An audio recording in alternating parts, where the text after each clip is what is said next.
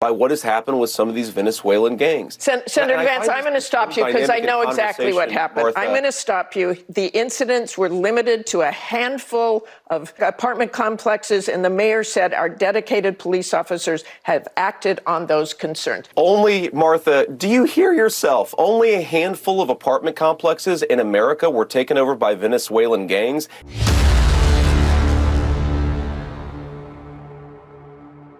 Sometimes it's fun to see people who have Trump Derangement Syndrome get humiliated. And that's exactly what happened when J.D. Vance did an interview with ABC host Martha Raddatz, and they clashed over topics like immigration, the 2020 election, yes, I know, and the Hurricane Helene disaster response. And in this video, you're going to see why the media has become the enemy of the people. So let's just dive right in with this interview. Well, Martha, you just said the mayor said they were exaggerated. Grossly exaggerated. That means there's got to be some element of truth here. And of course, President Trump was actually in Aurora, Colorado, talking to people on the ground. And what we're hearing, of course, Martha, is that people are terrified by what has happened with some of these Venezuelan gangs. Senator Vance, I'm going to stop you because I know exactly what happened. Martha. I'm going to stop you. The incidents were limited to a handful of apartment complexes, and the mayor said our dedicated police officers have acted on those concerns. A handful of problems. Only, Martha, do you hear yourself? Only a handful of apartment complexes in America were taken over by Venezuelan gangs, and Donald Trump is the problem and not Kamala Harris's open border. Americans are so fed up with what's going on, and they have every right to be. And I really find this exchange, Martha, sort of interesting because you seem to be more focused with nitpicking everything that Donald Trump has said rather than acknowledging that apartment complexes in the United States of America are being taken over by violent gangs. I worry so much more about that problem than anything else here. We've got to get American communities in a safe space again. And unfortunately, when you let people in by the millions, most of whom are unvetted, most of whom you don't know who they really are, you're going to have problems like this. Kamala Harris, 94 executive orders that undid Donald Trump's successful border policies. We knew this stuff would happen. They bragged about opening the border, and now we have the consequences, and we're living with it. We can do so much better, but frankly, we're not going to do better, Martha, unless Donald Trump calls this stuff out. I'm glad that he did. Okay, let's just end that with they did not invade or take over the city, as Donald Trump said. I want to move on to just a few apartment complexes, no big deal. A few apartment complexes that the mayor did not seem was invading the entire city. Yeah, do you see how snarky she is? She clearly hates Trump so much that she's not even willing to just acknowledge the facts. It is a fact that a gang took over not one, but multiple apartment complexes in Aurora, Colorado. They were collecting rents. Okay, they caused people to leave their homes, okay? And these people are not here legally. So it is true that this is happening. And Aurora, Colorado happens to be the town that got viral attention. There's probably more towns out there that is yet to hit mainstream news media in regards to stories like this. We have to go back to a clip early in 2021 where Secretary Mayorkas admits to what the administration did when it came to the border. Check this out. And I'd like to understand from you what Trump-era immigration policies have been banned, ended, reversed, and if any investigations are underway by you. So we have rescinded so many Trump immigration policies, it would take so much time to list them. You heard what he said. There's too many executive orders from former President Trump to list that they repealed, that they got rid of. There was a secure border in place when Kamala Harris and Joe Biden took office. And what did they do? They opened up the border. That's how we got to where we are today. And for some people out there, they're so emotional, they don't want to acknowledge that truth, right? And so it's good that the American people are not that stupid, because every time they do these surveys and every time they do these polls, the numbers continue to scream that border security is a huge issue. And whatever Joe Biden or Kamala Harris or Secretary Mayorkas is trying to sell, Americans are just not buying. Listen to this. Border crossings are now at a low for the Biden presidency. But our CBS polling shows 65% of Trump voters believe the Biden administration is trying to intentionally increase the number of migrants at the border. And among the people who do believe that, 3/4 of them say it's because the administration wants them to vote. And the Speaker of the House just told us that he thinks non-citizens are going to vote, even though this is already illegal under established law. What mechanisms can you tell the public about that exist to prevent this from happening? So what a powerful example of disinformation. There is no facts underlying these assertions. They are extremely damaging. It causes people to lose confidence in the integrity of the election system. And we need people in positions of authority to actually communicate accurate information to the voting public. It is true that there have been illegals that have voted in elections. Has it been millions of them? No, but it does happen. Just because something is illegal doesn't mean people won't do it, especially people who did not grow up in this country, people who are already criminals that have escaped their country and crossed over our border. Why would they follow the law? That doesn't make any sense. And as a matter of fact, if I was in their shoes, I would want to vote for Kamala Harris because I know I was only able to cross the border because of them. Why would I vote for former President Trump? I know he's going to come after me. It's just a lack of common sense from these people. And the numbers continue to add up, and they're continuing to report on these issues. Listen to this news story. New numbers from U.S. Customs and Border Protection show another dramatic increase in arrests at the Swanton sector. Officials say the average apprehensions went from about 1,000 to nearly 20,000 in just a 2-year period. These people are coming from roughly 97 different countries. The Swanton sector spans the northern border from St. Lawrence County all the way to New Hampshire. And that's the problem with the messaging from the Kamala Harris campaign, and especially the Democrats and the Trump Deranged media, is that there's no facts in what they say. It's propaganda. And if it's not that, it's their hatred for Trump that prevents them from telling the truth and showing people what the numbers really are. And an example of that is when they call what Trump is doing racist as it pertains to his message on this exact issue. Listen to CNN. Trump today posted a picture of Hispanic men with face tattoos and said, these are going to be your apartment managers if Kamala Harris is elected. That's a racist appeal. Every American who ever took high school history class knows that when you're talking about vermin, you're talking about bloodlines, when you're talking about people being conquered, Trump promising today to liberate Colorado, this sounds like Nazi rhetoric. This sounds like fascist rhetoric. It sounds like white supremacist rhetoric. Okay, so let's get this straight. It's racist if I was to post a picture of exactly the way that these gang members look that have taken over these apartment complexes in Aurora, Colorado. That's more of a problem than the actual action of these gang members doing things and terrorizing our own American citizens. Got it. That's why the media has become the enemy of the people. And that's why it doesn't matter what the media says, because at the end of the day, results tell the story. And when you have the Border Patrol Council come out and endorse former President Trump, I think that tells the full story of what's going on here. Look at this clip. On behalf of the 16,000 men and women represented by the National Border Patrol Council, we strongly support and endorse Donald J. Trump for President of the United States.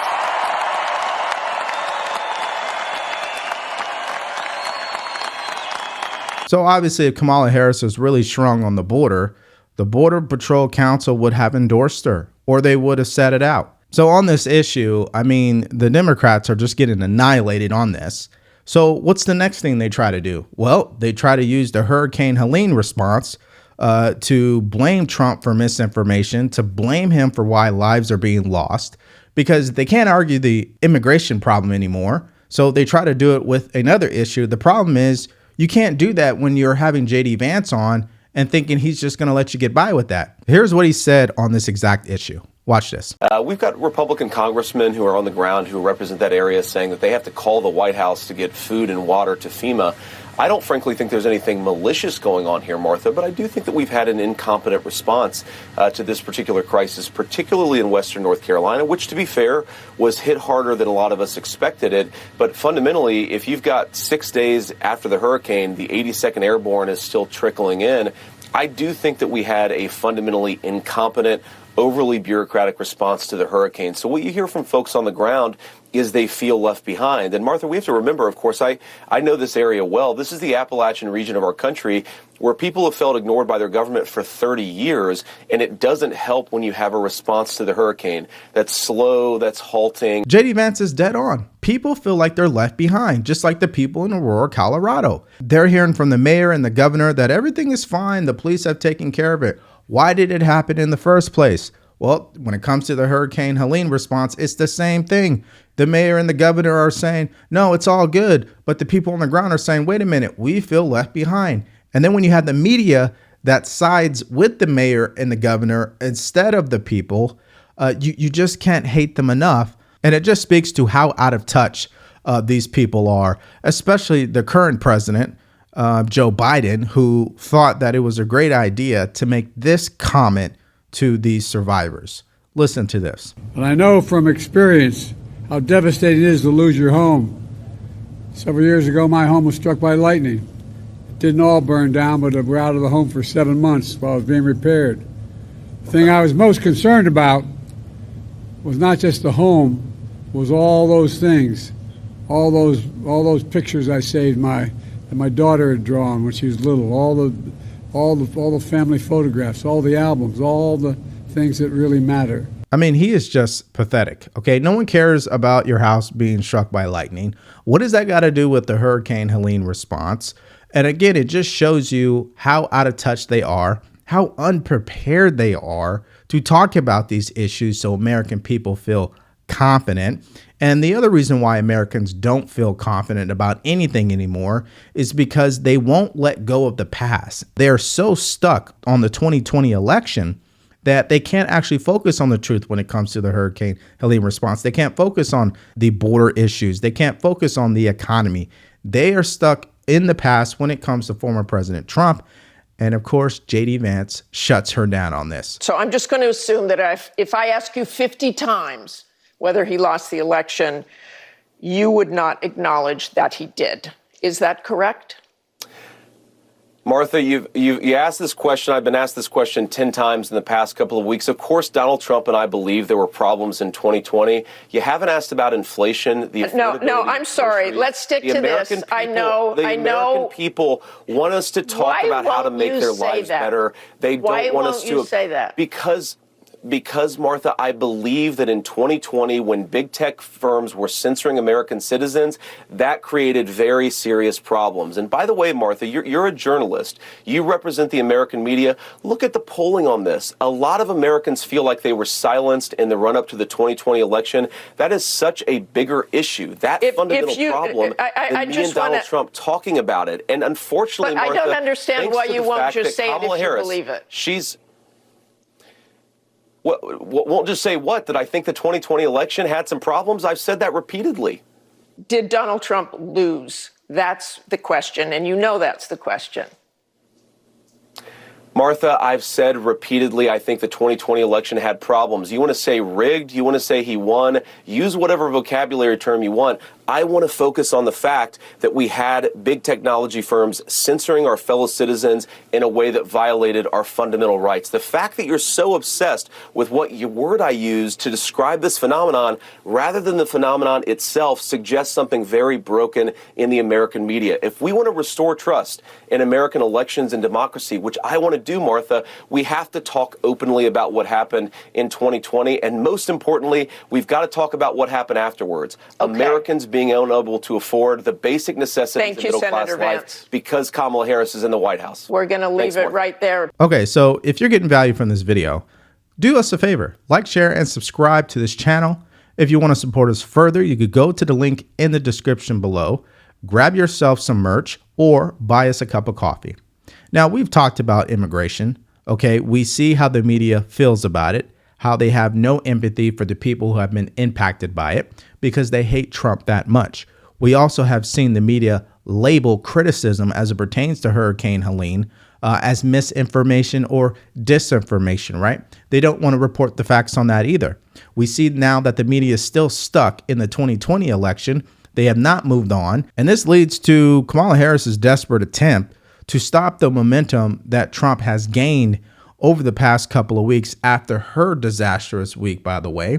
And now what we see is her coming out and giving us word salad after word salad and new accents here and new accents there.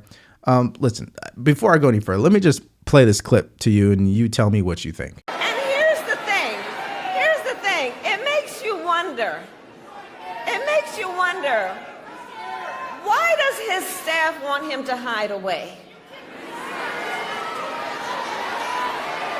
One must question, are they afraid that people will see that he is too weak and unstable to lead America? Is that what's going on? So someone who was already the president of the United States, someone who's already survived 2 assassination attempts, someone who's already conducted more media interviews than you ever have in your entire political career. And he's only really been in politics for 8 years now. So he's weak. Actually, Madam Vice President, you're weak. Your campaign has been hiding you since day one. It's just only now you're starting to come out. And every time you do, you embarrass yourself. This is why you're continuing to be so desperate by releasing your medical records. Listen to this. So today I released my medical records, as has, I believe, every candidate for president of the United States except Donald Trump in this election cycle. And it's just a further example of his lack of transparency, that on top of his unwillingness to debate again, his unwillingness to do an interview with 60 Minutes, which again is part of the norm of what anyone running for president of the United States does. And I think that it's obvious that his team, at least, does not want the American people to see everything about who he is. And you put that on top of even the most recent reports of General Milley, one of the people who worked the closest with Donald Trump, referring to him as being unstable. And it is clear to me that he and his team do not want the American people to really see what it is that he is doing and whether or not he actually is fit to do the job of being president of the United States. So where was that energy when Joe Biden was clearly showing he had dementia on the debate stage? Why didn't you call to see his medical records that night or the following day? Why did you sweep that under the rug? She's very lucky that the Trump campaign has not made that more of a talking point. I actually think most Americans would agree that Kamala Harris was definitely behind covering up the mental acuity of Joe Biden. I don't think that's actually a stretch or a conspiracy theory. Most people would agree. And of course, because now she's calling for Trump to release his medical records, the media is now hopping on it because we know they're all Trump deranged. Listen to NBC host Kristen Welker on this exact issue when she was speaking to the Speaker of the House, Mike Johnson. Just to be very clear, he hasn't released all of his medical records. He released 2 letters. Should he release the results of the cognitive test? He's on display every minute. So it's unnecessary. You can see that he didn't release his medical records. You don't want to know things like his cholesterol level, whether he's dealing with any issue that we may not know about, if he's going to be commander in chief. And he also said he would release cognitive tests. Listen to your question. Should he release that? The American people, Kristen, the American people don't care about the cholesterol level of Donald Trump. They care about the cost of living and the fact they cannot pay for groceries because Kamala Harris and Joe Biden's policies have put them in that situation. The medical records are irrelevant. Let's talk about things that the American people... Exactly. Joe Biden and Kamala Harris's policies have ruined the middle class. They've set this country back in more ways than we could probably talk about at this moment. The only people who have truly benefited is the ultra rich, these large corporations, the donors, the lobbyists. They have benefited. There's no question. But someone who's living paycheck to paycheck, who has a 9-to-5, who's got multiple kids, multiple jobs, young adults, they have not benefited at all from this economy. And you know what? That's just me being transparent. But I wish I could expect the same thing from Kamala Harris because she's the current vice president. But you know what she's too busy doing? She's too busy accusing Trump of not being transparent. Listen to this. He's not being being transparent with the voters. He's not being transparent. So check this out. He refuses to release his medical records. I've done it. Every other presidential candidate in modern era has done it. Okay, so we're finally seeing them grasp at straws at this point, right? She has nothing left. Okay, they tried the policy, doesn't work. They tried threat to democracy, didn't work. They've been trying Project 2025. Clearly that has not worked because the poll numbers show that. So what's left? Trump's mental acuity, Trump's medical records. Maybe it would probably be a better use of her time for her to start preparing and memorizing what she's going to say when she steps out and she's going to deliver a speech. And I guess she thought it was a great idea to go to church today. And here's a classical word salad from her.